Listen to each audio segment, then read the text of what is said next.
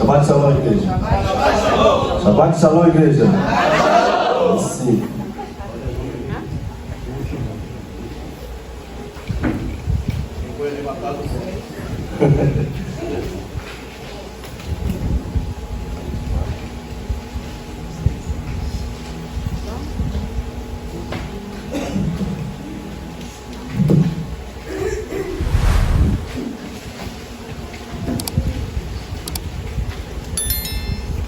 Glória a Deus. Vamos fazer a leitura da porção desta semana? Vamos colocar de pé em reverência à palavra do Eterno? Glória a Deus. Gênesis capítulo 37. Gênesis capítulo 37, a partir do verso 1. Habitou Jacó na terra das peregrinações de seu pai, na terra de Canaã. Esta é a história de Jacó. Tendo José 17 anos, apacentava os rebanhos com seus irmãos. Sendo ainda jovem, acompanhava os filhos de Bila e os filhos de Zilpa, mulheres de seu pai, e trazia más notícias deles a seu pai. Só até aqui, pode tomar todas. Aleluia! Glória a Deus! A palavra já começa nos informando a respeito de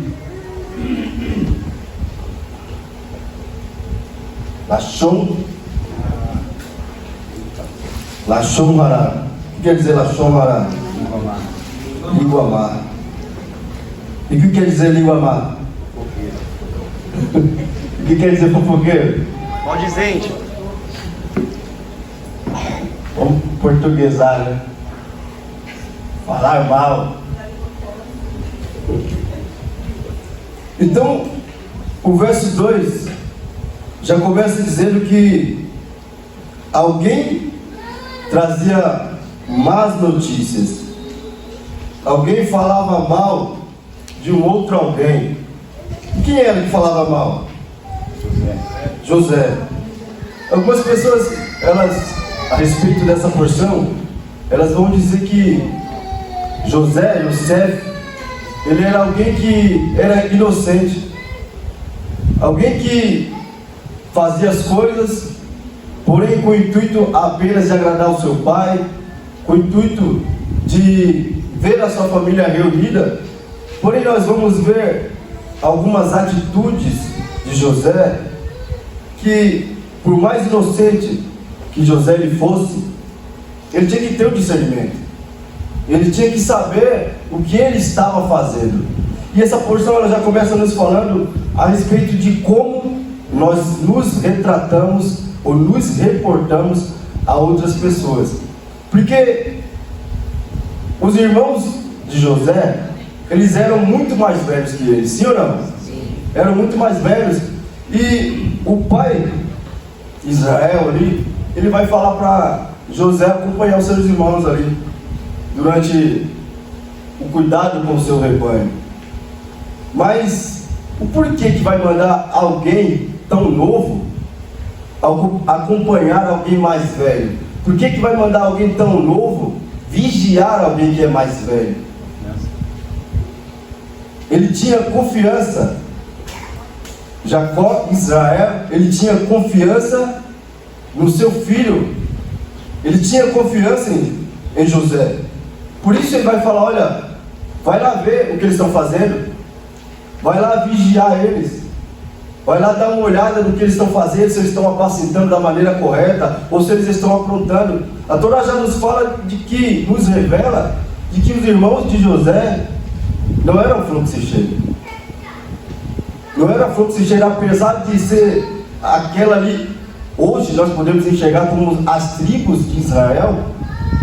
Perceba que, por ser o povo escolhido, por ser, vamos colocar assim, a família escolhida para carregar o nome do Eterno, perceba que havia dentro daquela família ali, primeiro pecado, Lashon Hará. Quais eram os outros pecados aí? Quem pode lembrar? Olha aí. Ódio. Perseguição.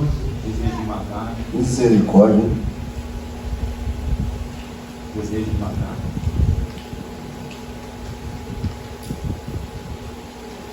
Desejo de matar. Matar quem? José. Letra de médico aqui, vou te falar, hein? Lachonhará, inveja, ódio, perseguição, desejo de matar. Mas tudo isso dentro de uma família que vamos colocar uma família escolhida. Então, a Torá já nos fala, olha, não existe ninguém perfeito. Não existe ninguém perfeito. O que cabe a nós dentro de uma família dessa maneira, cheia de ódio, cheia de inveja, cheia de uma língua maledicente, uma língua má, cheia de fofoca, cabe a cada um de nós nos separarmos, Aleluia. nos tornar diferentes. Sabe aquele negócio lá de que está todo mundo fazendo? A gente fala, vai todo mundo, mãe. Mas você não é todo mundo. Você não é todo mundo. Você não tem que fazer o que todo mundo faz. Você não tem que... Nós vamos ver ao longo dessa porção o porquê de toda essa inveja. A gente vai ver ao longo dessa porção o porquê de todo esse ódio, o porquê de toda essa perseguição com alguém que era tão novo, mas que, eu volto a dizer, não era tão inocente assim. Não era tão inocente porque eu posso falar, olha, o diácono Eduardo, vai lá ver o que o diácono David está fazendo, vê se ele está mexendo lá no som da maneira correta, vê se ele está limpando a igreja da maneira correta. Pode ser que ele estivesse fazendo da maneira errada, mas a maneira com que o diácono Eduardo ele veio me reportar tinha que ser diferente. A maneira com que por mais que ele estivesse fazendo errado, a maneira com que eu me reporto, com que eu me retrato a respeito de outras pessoas, eu tenho que me policiar. Não que eu tenha que mentir, mas que eu tenha que me policiar da maneira que eu vou falar, porque senão eu acabo caindo aqui, ó. Eu acabo caindo na Lachonhará. E a gente conhece a história, a gente sabe que muitas pessoas naquele tempo eram acometidas desse pecado. Eram pessoas que eram acometidas da Lachonhará e elas ficavam leprosas. Então elas tinham que se separar, ir para um lugar, para um arraial esse que era fora da cidade, para que ela pudesse ficar ali até se purificar. Perceba que o cuidado no falar é muito importante. O cuidado no se expressar é muito importante, principalmente relacionado a outras pessoas. Eu preciso ter esse cuidado. Então a gente já começa a ver inúmeros pecados dentro de uma família que deveria ser bênção. Deveria ser bênção, deveria ser o retrato da presença do Eterno. Sim ou não? Sim. Deveria ser um retrato. Olha o verso 3. Ora, Israel amava mais a José que a todos os seus filhos, porque era filho da sua velhice, e fez-lhe uma túnica talar de mangas compridas. Eu já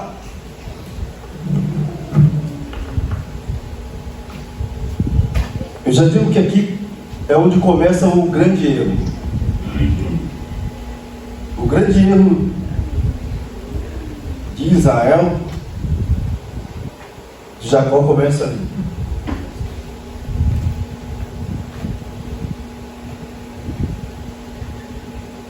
Por que eu digo que é o grande erro? Quem arrisca? Uma prioridade para fez uma túnica que tinha simbologia de sacerdote. Fez uma túnica para todos os filhos? Não. Fez para um só. E com isso ele fez o quê? Aflorar os sentimentos. Exatamente. Ele fez distinção entre seus filhos. O pastor Ed, uma vez eu conversando com ele tem um livro judaico que fala sobre Lachonhará, falando bem. Quando a pessoa fala muito, por exemplo, eu falo muito bem do senhor, do Mateus, eu estou falando com uma pessoa que está do meu lado, o Mateus é assim, o Mateus é assado. Quando de tanto falar bem com você, eu afloro nessa pessoa o sentimento de inveja, eu estou cometendo Lachonhará. Exatamente. É nesse ponto aí que eu estava falando a respeito de se policiar até no seu falar. Até no seu elogiar, ali você pode ou incitar o ódio de alguém do lado, ou você pode até inflar o ego daquela pessoa e fazer ela caminhar por caminhos tortuosos. Porque o aplauso, o aplaudir o feito de alguém, pode ser que aquela pessoa não saiba lidar com aquela situação. Então, eu costumo falar que no verso 3 ali, no verso 3 está o grande erro. Porque Israel ele vai fazer distinção entre os seus filhos. Ele vai fazer uma túnica, assim como o pastor falou, é uma túnica que não era dada a qualquer pessoa. É uma túnica que não era feita para qualquer um. E naquele tempo não era fácil confeccionar uma túnica. Não era fácil. Então, Israel ele já faz essa distinção dos seus filhos. E com isso, ele vai despertar o ódio. Ele vai despertar a inveja. Ele vai despertar a vontade de matar dentro da sua própria família. Eu costumo falar que o que Israel fez aqui, além de uma distinção, ele cometeu um erro na educação. Ele vai cometer um erro na educação porque, independente dos seus outros filhos serem ou não da mulher que ele amava, da mulher que ele escolheu, ele tinha que amar todos da mesma maneira. Esse amor e esse cuidado eu vejo entre Abraão e Ismael. Porque quando os dois filhos começam a discutir, começam a brigar, Ismael começa a maltratar Isaac, o que Sara vai falar? Olha, eu não quero que esse filho da empregada, ele partilhe da herança com Isaac. E vai mandar despedir. Ela vai dizer para que Abraão mande embora aqueles dois. E Ismael ainda era jovem, ainda era muito pequeno. Mas Abraão de pronto ele não atende o desejo, a vontade de sua mulher. Porque Ismael era filho dele, independente de ser uma serva, independente de ser da mulher que ele escolheu ou não, ele tinha que amar da mesma maneira com que ele amava Isaac. Ele tinha que amar da mesma maneira. E aqui é onde eu vejo Israel cometer a falha em amar mais um, assim como o verso 3 diz, ora Israel amava mais a José. Ele amou mais um do que o outro. Às vezes a gente fala, tem um que é mais próximo. Lógico que sempre vai ter um que é mais próximo. Porém, eu preciso dosar esse amor para com os meus filhos. E aqui eu não quero deixar só a respeito de filhos. Pode ser com os nossos pais, pode ser com os nossos entes queridos. Porque assim como foi falado a respeito de eu falar muito bem de alguém, despertar uma lachum lará, eu posso fazer isso também dentro da minha família, não tratar. Eu trato um melhor que o outro, eu abraço mais um do que o outro, eu fico mais perto de um do que o outro. Isso dali pode começar a despertar uma inveja, aquilo pode começar a despertar um ódio dentro da minha própria família, e com isso eu acabo trazendo distinção, eu acabo atrapalhando a presença do Eterno de se manifestar dentro da minha família. Percebam como é grato você fazer essa distinção dentro da sua família. As pessoas falam que os filhos amam mais as mães do que os pais. Dizem isso. São mais apegados mais à mãe do que os pais. Porém, os filhos eles têm que ter esse cuidado. Tem que ter esse cuidado, porque se eu tenho uma facilidade em abraçar e beijar a minha mãe, por que não fazer isso com meu pai? Se eu tenho uma facilidade em abraçar e beijar um filho mais novo, por que não fazer isso com o mais velho? Ah, mas ele já tem 20, já tem 30 anos. Não importa. O amor tem que ser igual. Eu tenho que dosar esse amor. É assim como o Eterno ele faz conosco. Ele não faz distinção de pessoas, mas ele dá o amor a cada um de nós da mesma maneira. Amém? O verso 4. Seus irmãos, vendo que seu pai amava mais do que todos eles, odiavam-no e não lhe podia faltar pacificamente. E Yosef teve um sonho que contou aos seus irmãos, por isso o odiaram, e ainda mais, por ele disse: peço-vos que ouçam este sonho que tive. O verso 4 vai falar de ódio e de impaciência. Porque quando os irmãos de José, eles observam que o seu pai, ele vai amar mais um filho do que o outro, vai despertar o ódio dos demais. O tratar diferente vai despertar o ódio e vai despertar a impaciência, porque vai falar que os irmãos não conseguiam mais falar a ele normalmente. Meu irmão, é só quem vive isso que vai conseguir entender. Você não conseguir estar perto de uma pessoa que mora junto com você, você não conseguir estar perto de uma pessoa que você convive diariamente, despertou um ódio tamanho, uma impaciência tamanha, que os irmãos não conseguiam mais se relacionar uns com os outros. Por isso, a gente tem que ter cuidado no que falar também. A gente tem que ter cuidado da maneira que eu me expresso para com o meu irmão, porque a partir de uma palavra ou de algo que eu falar e que ele não interpretar da maneira correta, eu posso afastar ele de mim, eu posso despertar o ódio nele, eu posso até mesmo tirar ele do meio dos irmãos, da congregação. Quando eu falo algo ou eu me expresso de uma maneira errada, ou que eu não faço com que o meu irmão entenda, eu posso até afastá-lo da congregação, eu posso até afastá-lo da presença do Eterno. A maneira com que eu me expresso, eu preciso ter cuidado no falar, eu preciso ter a prudência no falar, ao me expressar, dentro de uma congregação também. Eu não posso falar de qualquer maneira, ou usar palavras em que todos não entendam. Aquele que está ministrando, seja um estudo, seja uma pregação, ele tem que falar de acordo com o que toda a congregação entenda. Ele não pode usar linguagem fazendo distinção, porque a partir do momento que eu me expresso de uma maneira inadequada, eu estou expulsando os demais, eu estou expulsando aqueles que ainda não têm aquela proximidade com o hebraico, eu estou expulsando aqueles que não têm uma intimidade ainda com a palavra do Eterno, porque a partir do momento que eu começo a falar muito sobre assuntos em que o irmão recém-chegado ainda não tem uma proximidade, não tem conhecimento, ele vai se sentir perdido. Aí o irmão, ele quer aprender, ele tem uma vontade de aprender, e ele fala: me ensina isso daqui, ou o que foi falado ali, eu não entendi essa palavra. Você vai falar para ele: olha, estuda que você consegue. Eu consegui, por que você não consegue? Facilmente a gente vai ver pessoas falando dessa maneira: se eu consegui, por que você não consegue? Eu preciso ter a paciência, eu preciso ter a prudência no falar, eu preciso saber me expressar. Verso 5. Verso 4, a consequência do erro de Israel.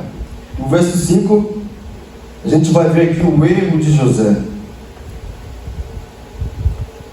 Verso 5 diz assim: teve José um sonho e o relatou a seus irmãos, por isso o odiaram ainda mais. Perceba que, como eu falei no início, José, ele não era alguém tão leigo assim para não saber o que se passava dentro da sua casa. José, ele sabia do ódio dos seus irmãos, ele sabia que os irmãos não gostavam dele. E o negócio piorou mais ainda quando ele recebe aquela túnica. Quando o pai, ele confecciona aquela túnica e entrega a seu filho, filho esse que não deveria receber aquela túnica. Então os seus irmãos começam a ter ódio, ter a impaciência, não conseguem mais conviver com José. José sabia disso, sim ou não? O que você acha? Sabia disso ou não? Ele sabia. Adorar o tempo todo, a palavra do Eterno o tempo todo, ela nos fala do ódio que os irmãos de José tinham com ele, para com ele. E o Eterno dá um sonho para ele, o que ele vai fazer? Contar. Ele vai contar. Eu vejo ali José, ele tentando dar uma alfinetada nos seus irmãos. Eu não vejo José tão inocente assim. Porque se você sabe que alguém tem ódio de você, que alguém não suporta ficar perto de você, aí você fala, mas ele está conversando com fulano lá, eu vou encostar lá só de raiva. Eu vou encostar lá só de raiva, só para ver ela sair de perto, só para ver ele sair. Era isso que José, ele fazia. Ele sabia que os seus irmãos tinham raiva dele, mas o Eterno deu sonhos a ele relatou aos seus irmãos. Eu vejo aqui também uma falha de José ao relatar aquele sonho aos seus irmãos. Porque se o Eterno deu algo para José, por que ele vai dividir com alguém que não recebeu a mesma coisa? Às vezes o Eterno ele te dá algo para que você possa lapidar, para que você possa colocar em prática, mas o seu erro, a sua falha está em dividir o seu sonho, dividir aquilo que o Eterno te deu com pessoas que não estão no mesmo nível espiritual que você. Quando você divide algo que o Eterno te deu com uma pessoa que não está no mesmo nível espiritual que você causa inveja, você causa lachomhará, você desperta todo tipo de pecado naquela pessoa. Por que eu falo pessoas que não estão no mesmo nível espiritual? Porque não é todo mundo que vai entender. Não é todo mundo que vai entender o propósito do Eterno para com sua vida. Não são todos que vão entender que você foi chamado para um propósito e ela para outro. Nem todo mundo foi chamado para profetizar. Nem todo mundo foi chamado para ministrar a palavra. Alguns são melhores lidando com o público lá fora. Outros são melhores intercedendo. Outros têm facilidade em aprender a respeito de música. Outros já têm mais facilidade em ministrar um estudo, uma palavra. Então o Eterno dá um sonho a José e ele vai dividir com alguém que tem ódio dele, meus irmãos. Como é que o Eterno ele te dá um sonho? Ele te dá algo. E aqui a gente já consegue perceber, porque nós conhecemos a palavra, não é algo pequeno, não é qualquer sonho, não é qualquer promessa. O Eterno te dá e você vai dividir com pessoas que não têm discernimento. O erro está aí. Aquilo que o Eterno deu para você é para você. Coloque em prática, quieto, vai fazendo e deixa acontecer. Quando vir à tona, aí as pessoas vão ver. As pessoas vão ver que mesmo se te humilhando, mesmo te apontando, havia dentro de você uma promessa, havia algo dentro de você que ninguém conseguia e ninguém consegue arrancar. Aleluia!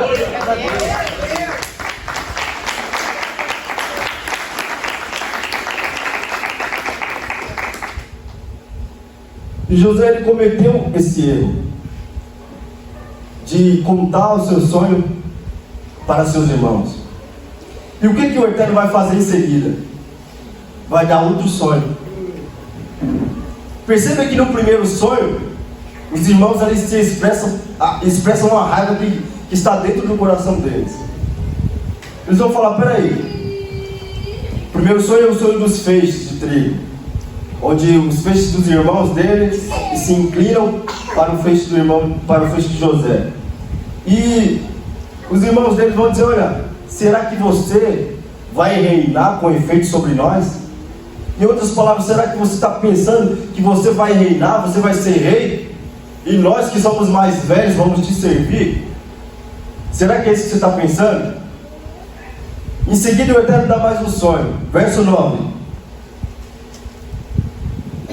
Teve ainda outro sonho e o referiu a seus irmãos, dizendo: sonhei também que o sol, a lua e as 11 estrelas se inclinavam perante mim. Contando-o a seu pai e a seus irmãos, repreendeu o pai e lhe disse: que sonho é esse que tiveste? Acaso viremos eu e tua mãe e os teus irmãos inclinar-vos perante ti? Seus irmãos lhe tinham ciúmes. O pai, no entanto, considerava o caso consigo mesmo. Perceba que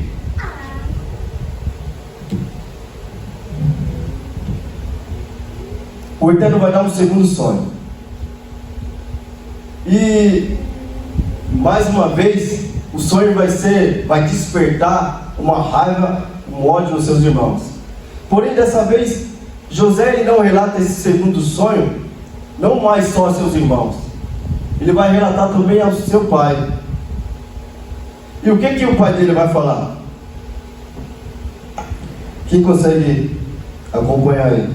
No entanto, seu pai o repreendeu. O que significa esse sonho que você teve? Você realmente espera que eu e sua mãe e seus irmãos venham e nos prostremos diante de você como o rosto em terra? Amém.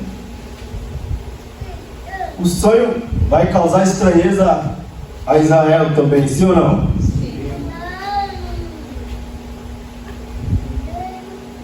Mas por que ele deu a túnica para José? Se esse sonho está causando estranheza. A gente costuma falar aqui que quando a gente se põe a estudar a palavra do Eterno, principalmente os judeus, eles não estudam como a gente. Eles estudam letra por letra. Por isso eles usam aquela canetinha lá com a mãozinha, aquele apontadorzinho ali. Eles não estudam palavras, eles estudam letras, letras por letras. E cada letra ela tem um significado. Por isso essa importância de nós nos atentarmos. Porque no finalzinho aqui do verso 11 diz assim: considerava o caso consigo mesmo. Mas quem considerava? O pai, Jacó. Ele considerava isso. Mas por que ele considerava? Porque ele enxergava em José o desejo de comandar, o desejo de ser o líder daquela família. Jacó conseguiu enxergar em José a vontade de exercer o direito do primogênito. Havia dentro de José a vontade de ser o sacerdote daquela família. E Jacó, Israel, ele consegue enxergar isso no seu filho. Por que eu digo isso? Porque ele fez uma túnica. E como o pastor falou ali, aquela túnica ela não era dada a qualquer um. A túnica não era dada a qualquer um, e muito menos uma túnica colorida. Túnica essa que levava tempo para ser confeccionada. Eu até fiz uma pesquisa aqui, ó. A túnica, ela significa o destaque e o valor do primogênito.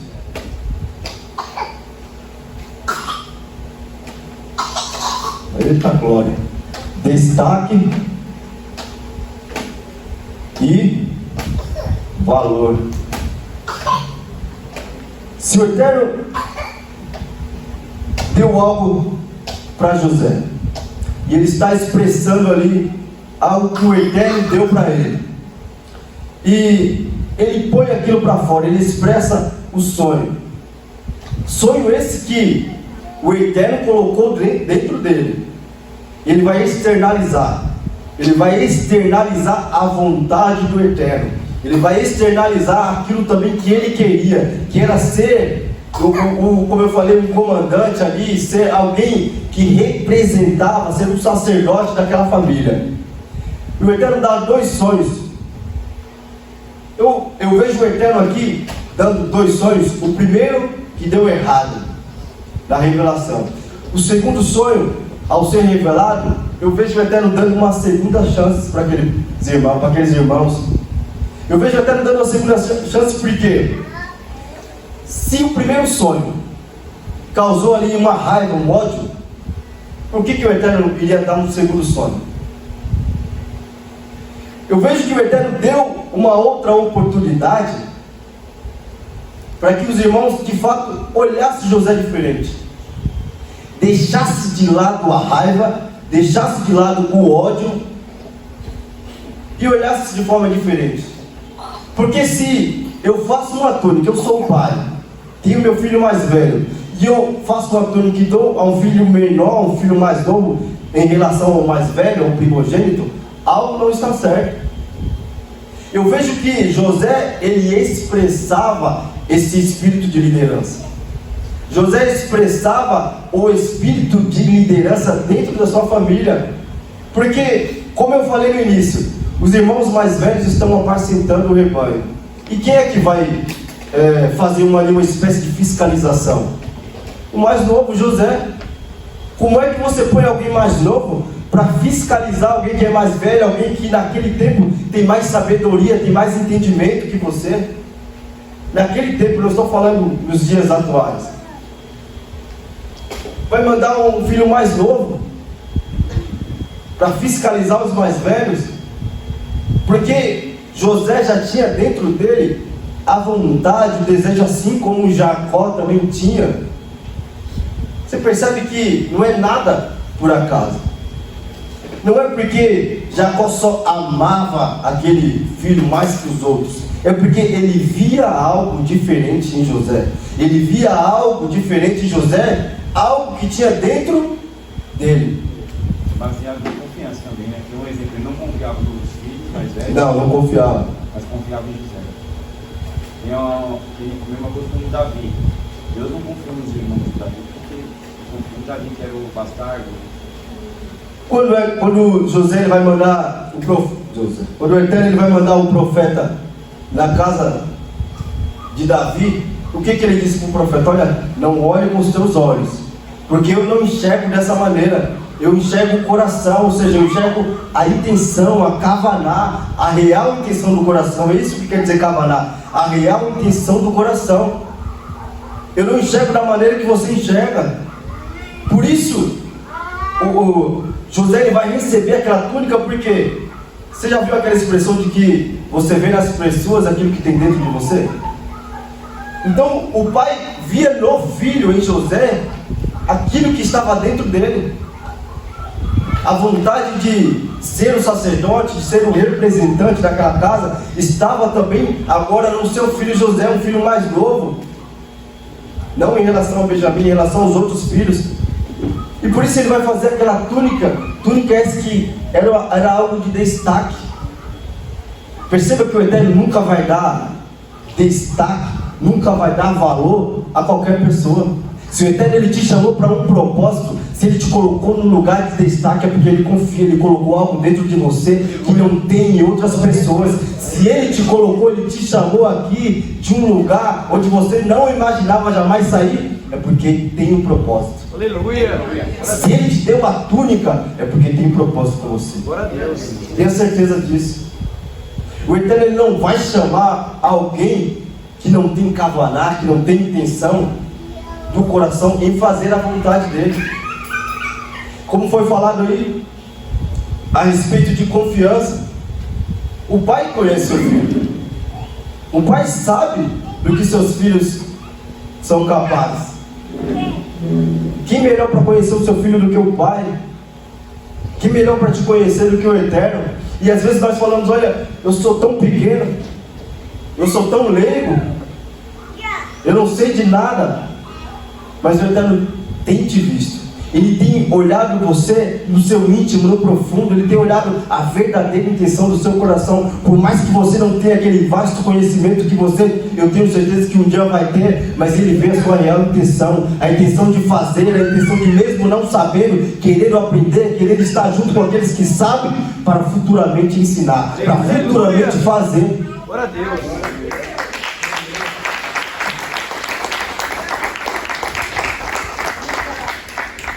Glória a Deus. Verso 15.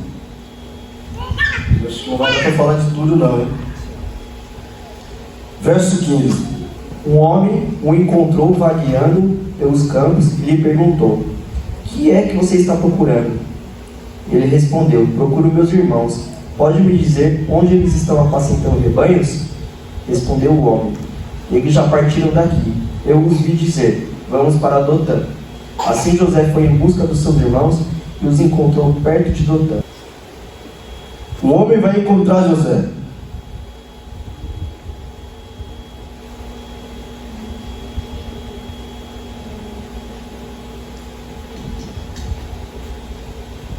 Errante quer dizer alguém que quer, está sem destino.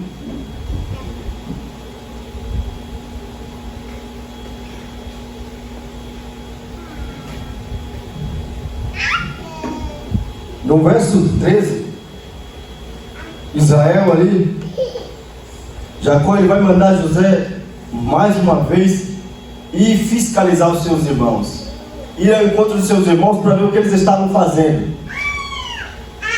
E a palavra fala que José ele vai, e no verso 15, um homem encontrou José. Um homem encontrou José. Mas o que esse homem tem a ver na história?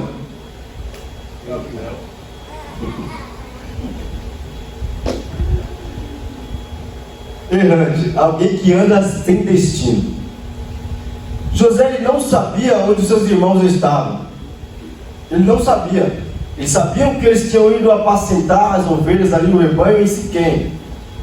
Mas quando ele chega ali naquela terra, ele não encontra os seus irmãos. E ele começa a andar errante, andar sem destino. Ou seja, alguém que anda sem destino não sabe para onde está indo. Não sabe. Alguém que anda sem destino não sabe para onde vai, não sabe o que está procurando. Mas independente da maneira que nós estamos, porque às vezes nós nos encontramos dessa maneira na nossa vida, na nossa caminhada de fé. Às vezes, por mais que você jejue, por mais que você ore, por mais que você se consagre, vai chegar um tempo na sua caminhada espiritual que você vai estar errante. Você vai parecer que está fora desse convívio. Vai parecer que você não faz parte desse meio. Vai parecer que você está aqui só no automático. Mas por mais que você ande errante, por mais que você ande sem destino, o Eterno sempre vai colocar um homem, sempre vai colocar alguém no seu caminho para te mostrar a direção, para mostrar para você onde é que você tem que ir, qual é o destino que você tem que ir e como você tem que ir. Glória a Deus, glória a Deus, aleluia.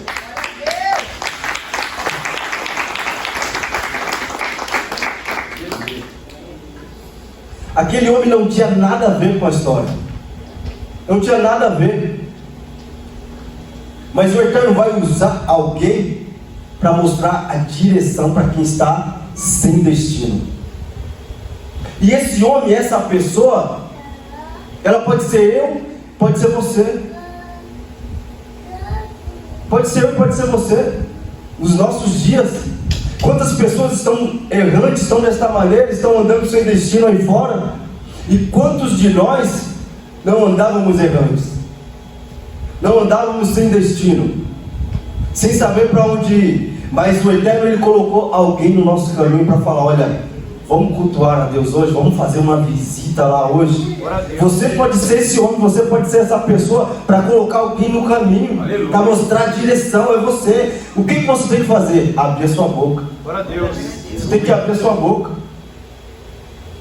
Você tem que abrir a sua boca, porque o Eterno ele não consegue usar alguém que vive de boca fechada, alguém que tem medo, alguém que tem medo de errar, tem medo de agir.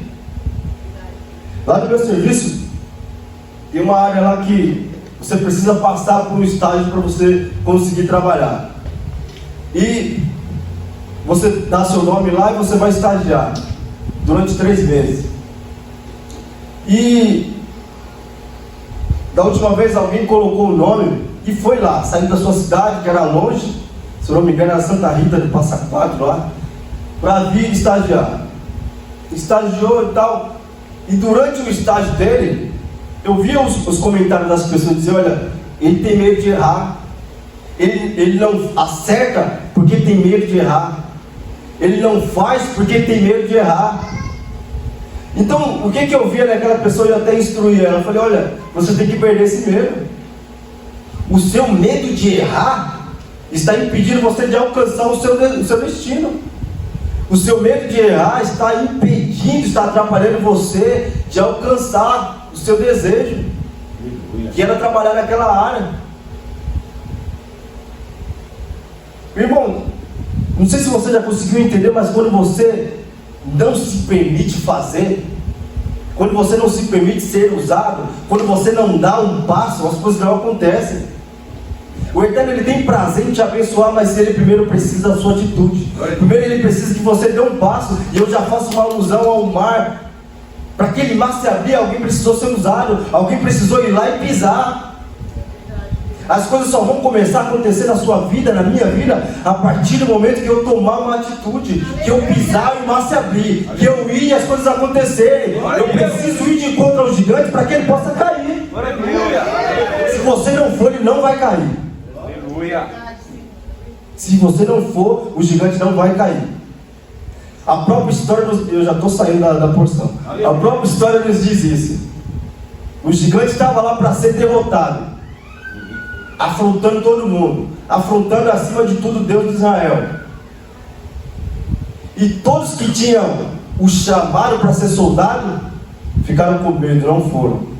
E aquele que foi ungido rei e só queria ser um soldado, foi lá, fez acontecer. Perceba que alguém precisa se levantar. O menor se levantou e o Eterno colocou ele no lugar alto. A partir do momento que você se levantar, a partir do momento que você tomar uma atitude, aí o Eterno vai te colocar em lugares altos. Aí o Eterno vai te usar da maneira que Ele quer. Aí o Eterno vai fazer acontecer as coisas da maneira que Ele quer que aconteça na sua vida. Aí as pessoas vão ver em você o Eterno. Eu acredito que até José, porque quando ele estava lá na casa de Potifar, Potifar tinha outros servos que poderiam ter dado o seu melhor ali e se tornado ali o gerente ali, né? Só que ele deu o melhor dele. E por isso que Deus exaltou ele, né? Exatamente. Ele teve atitude, ele se posicionou. Exatamente a palavra, tomar atitude. E voltando ao exemplo que eu estava dando, a pessoa ela não conseguiu se firmar no serviço. Ela teve que voltar para a cidade dela. E aí, eu não vou nem continuar aqui, senão a gente vai até 10 horas da noite aí. Mas a pessoa, ela ficou triste. Ela se entristeceu. Porque foi uma reviravolta na vida dela.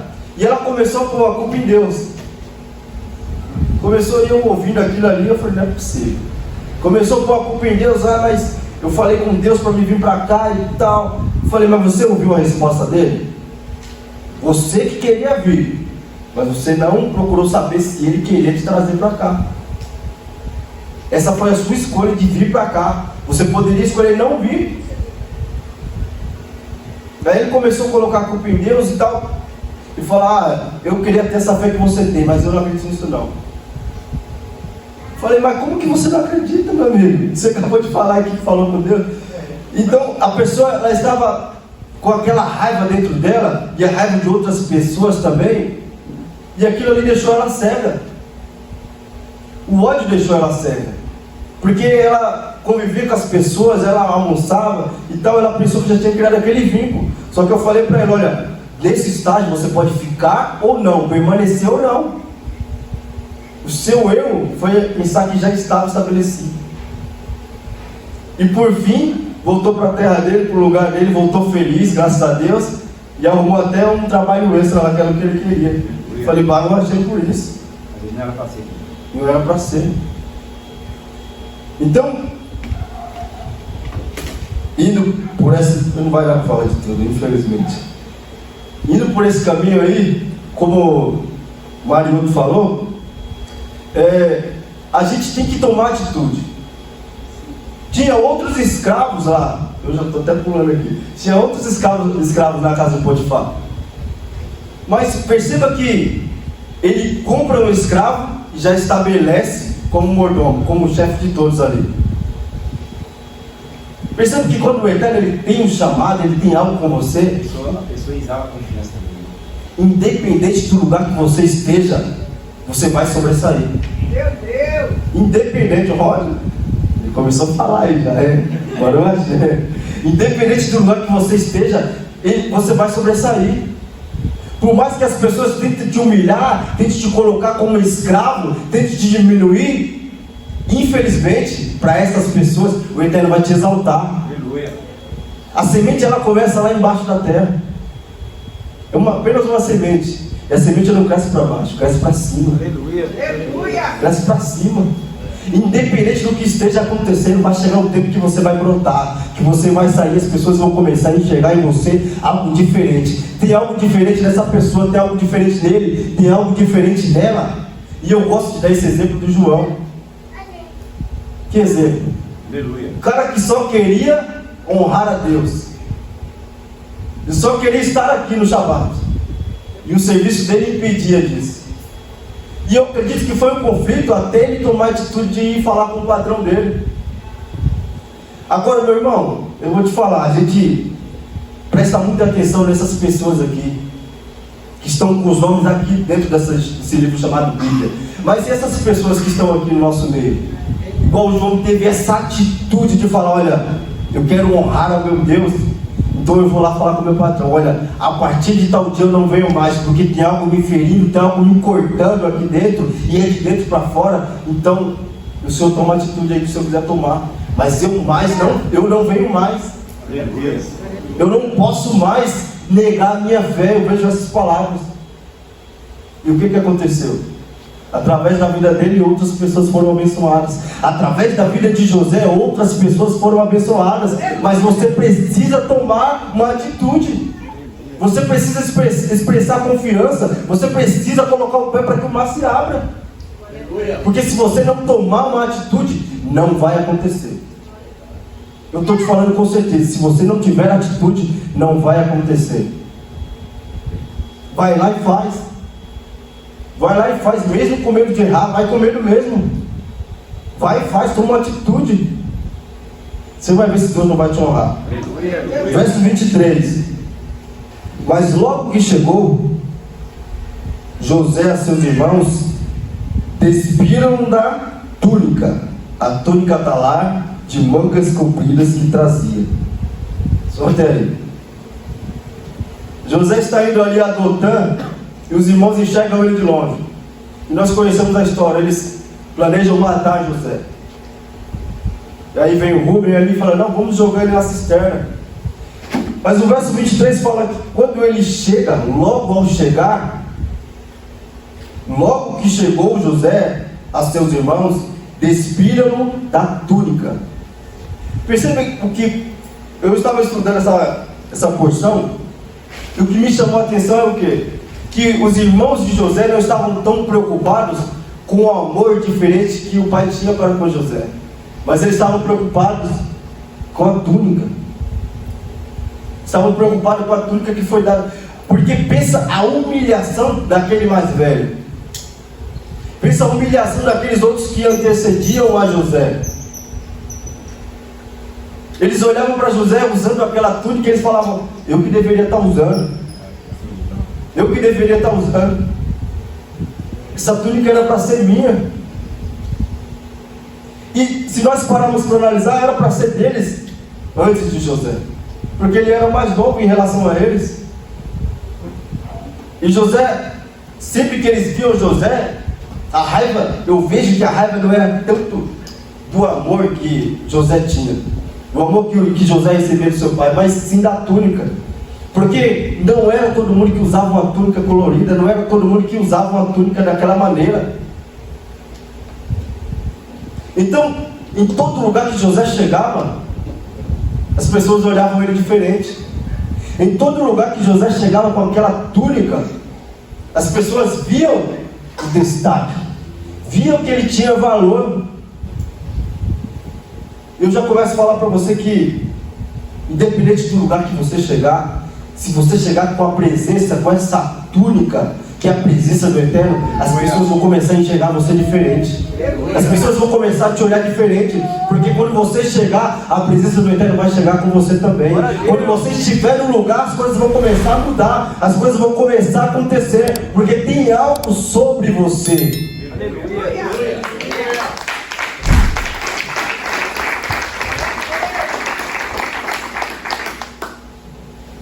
E eles vão arrancar aquela túnica, porque era algo que feria eles, era algo que feria o ego deles, aquela túnica. Se pense no meio de uma multidão ali, alguém que está usando uma túnica colorida, era destaque, era de fato um destaque, era alguém que era destaque no meio em que estava e destaque dentro da família, E eu vou até avançar aqui, mas não vai dar tempo de falar tudo, infelizmente. No capítulo 38, a porção ela vai dar um pause ali em relação à vida de José. E vai começar a falar de Judá e Tamar. onde após toda aquela situação, após vender a José, após José ali ir para o Egito, a palavra fala que Judá ele vai para uma terra estranha, ele vai ali ter um amigo cananeu, ele vai tomar uma mulher cananeia também e vai ter 3 filhos. E o seu filho mais velho, chamado verso 3 aí vai dizer sobre ele, a palavra fala que Judá ele vai tomar uma mulher para ele, para que ele se case. E após esse casamento, esse homem ele vai morrer, o filho de Judá vai morrer. E o segundo filho, Judá, ele tem que se casar por lei, ele tem que se casar com essa mulher. E ele se casa. Porém, ele não querendo ali, ele sabendo que aquele filho não seria tido como dele, porque aquela mulher teoricamente era do seu irmão mais velho, aquele filho não seria tido como dele. Após a relação com aquela mulher, a palavra fala que o sêmen ele jogava sobre a terra, para que ele não pudesse gerar filhos com aquela mulher. E o Eterno vê aquilo ali como uma afronta e mata ele também. Então Judá ele vai ficar com medo de dar o seu terceiro filho. E ele vai falar: olha, Tamar, volta para a casa da sua mãe, lá do seu pai. Quando o meu filho mais novo crescer, aí você casa com ele. E nós conhecemos toda a história ali, onde Tamar ela se veste ali como uma prostituta para ter uma relação com o seu sogro. E ela, após aquela relação, ela pede alguns bens que ficassem empenhados. Deixa eu ver até se eu acho aqui, no verso 18, se eu não me engano. Respondeu ele: que penhor te darei? Ela disse: o teu selo, o teu cordão e o cajado que seguras. Ele pois lhes deu e possuiu, e ela concebeu dele. Levantou-se ela e se foi, tirou de sobre si o véu e tornou as vestes da sua viuvez. Então, após isso, 3 meses depois, Tamar ela vai engravidar, vai ficar grávida. As pessoas vão falar: Judá, olha, ela cometeu um pecado, cometeu adultério. E Judá ele vai até ser duro. Ele vai falar: olha, então tirem ela para fora e a queime. Vai mandar queimar ela. Por quê? Porque na mente dele, aquela mulher cometeu adultério. O que essa história me chamou a atenção? Ele foi duro em julgar a sua nora, que cometeu o adultério. Mas e ele, que havia cometido adultério com a meretriz? Percebe que as pessoas elas são boas em julgar o próximo, aquele que está do lado. Mas essa palavra já nos diz: olha, antes de você julgar, e é o que está lá no livro de Mateus, se eu não me engano, antes de você tirar o cisco do olho do seu irmão, tirar a trave que está nos seus olhos. Perceba que antes de você falar algo a respeito do seu irmão, olha para dentro de você. Olha primeiro para dentro de você. Se limpa primeiro, para que você possa, assim, tentar enxergar o erro do seu irmão. Então Judá vai ser duro, vai falar: olha, tira ela para fora e queima. E ela poderia ter falado o seguinte: olha, eu estou grávida de Judá, eu estou grávida do meu sogro. Vai envergonhar ele. Entendi. Envergonhar ele. Ela poderia fazer isso ali, e aquilo iria trazer vergonha. Iria trazer vergonha. Mas ela vai fazer o seguinte: olha, veladamente ela vai fazer o seguinte: ó, o homem a quem eu estou grávida, de quem eu estou grávida, é dono desses bens aqui. E ela vai dar ali o cajado, ali todas as outras coisas. E Judá ele vai reconhecer isso. Se eu não me engano aqui, ó, no verso 26, reconheceu Judá e disse: mais justa é ela do que eu, portanto não a dei a Selá, que era o filho mais novo. E nunca mais a possuiu. Perceba que ela poderia simplesmente ter falado: olha, eu estou grávida dele, estou grávida de Judá. Ela poderia simplesmente, aquilo ali não seria algo errado, ela se expressar, ela falar. Não seria. Mas ela não querendo trazer a vergonha, não querendo trazer vergonha sobre Judá e sobre a sua família, ela de forma velada, de forma particular, ela vai trazer uma vergonha diferente, uma vergonha íntima. Algo que só José saberia e sentiria. Só José, só Judá, só ele, porque ele cometeu a falha. Então ele teria que se tratar com o Eterno. Ele teria que se purificar daquele pecado com o Eterno. Era algo dele com o Eterno. Então essa palavra já nos mostra o quê? O cuidado. O cuidado, mais uma vez, com se expressar. Você não precisa sobressair ou diminuir alguém para que você possa se elevar. Não é necessário isso. Por mais que você esteja sendo humilhado, por mais que você esteja sendo pisado, quem te justifica é Deus. Quem te justifica é Deus. Deixa falar. Quem te justifica é Deus, amém? Amém. Mas só para complementar, no capítulo 39, olha o que diz o verso 2, quando José ele já está ali na casa de Potifar. Verso 2: o Senhor era com José. Verso 21: o Senhor, porém, era com José. Só uma adendo. Perceba que independente do lugar, nesses dois versículos que eu li, ele está na casa de Potifar, está prosperando, mas ainda está escravo numa terra estranha, numa casa estranha. No outro versículo, ele está numa prisão, mas em todo momento, não importa o lugar onde ele está, o Senhor está com ele. Não importa onde você esteja, não importa o momento que você esteja vivendo, Deus é com você, o Eterno é com você, e Ele vai te honrar, Ele vai fazer de uma maneira que ninguém vai entender nada, mas vai reconhecer que foi Deus que fez a sua vida. Amém? Coloque de pé. Aleluia.